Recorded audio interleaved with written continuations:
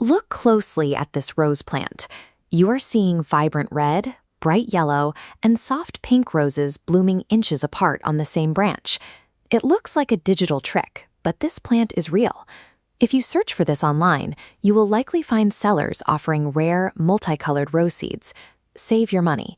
This is a widespread trap designed to take advantage of beginners. The biology of a seed makes this impossible.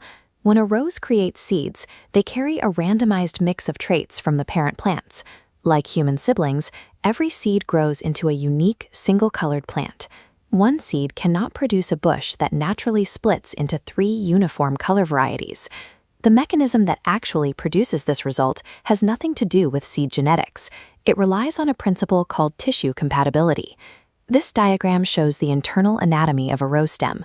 All roses share the same vascular plumbing, the xylem, which transports water, and the phloem, which distributes nutrients. Because this internal structure is identical across different varieties, the stems can heal and fuse together if they are joined properly. We can use this shared plumbing to connect different roses into one functional unit. There are 2 ways to achieve this. The first is a nursery shortcut. It allows you to bypass plant surgery by using 3 separate starter plants to create a single visual canopy. For this to work, your red, yellow, and pink starters must be the same age and have similar growth rates. If one variety is naturally more aggressive, it will eventually shade out and kill the slower-growing colors. Remove the 3 starters from their nursery bags and delicately shave the soil off the inner sides of their root balls. This allows the root systems to sit flush against one another. Slide the 3 shaved root systems inward to form a tight triangle in a large container. Once planted, tie the main stems inward using soft garden tape. Over time, these 3 trunks grow together to form a single braided pillar. This method does not involve genetic splicing, but it successfully creates the visual effect of a singular tricolored plant. The second method is True Multi-Grafting. This requires a rugged base plant, known as the rootstock, and 3 different donor plants, called scions. Hygiene is the most important factor here. Before making a cut, wipe your grafting knife with isopropyl alcohol. A dirty blade introduces bacteria that can cause the graft to rot within days. Find a thick stem on your rootstock and make a 1/2-inch horizontal cut. From the center, slice straight down to form a T shape. Use the back of your blade to gently pry open the flaps of the bark. This creates the pocket where your new color variety will be inserted.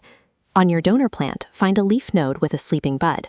Slice downwards behind that bud eye, removing a thin, shield-shaped piece of bark. Do not touch the exposed green flesh on the back of the shield. The natural oils from your fingers can interfere with healing and prevent a successful union. As shown in this microscopic view, the green cambium layer of the donor shield must press firmly against the cambium layer of the rootstock. This is where the cellular healing occurs. Slide the shield into the T-slot and wrap the area tightly with grafting tape, leaving only the bud tip exposed. Repeating this with your other colors integrates 3 distinct varieties into a single vascular network. While each branch retains its own DNA, they now draw all their water and nutrients from the same shared root system. Even a successful graft can fail over time. It is common for the yellow and pink colors to slowly vanish, leaving only the red behind. This is caused by genetic dominance. Dark red and deep pink roses are often aggressive, fast growers. Softer colors, like yellow or white, are typically more delicate.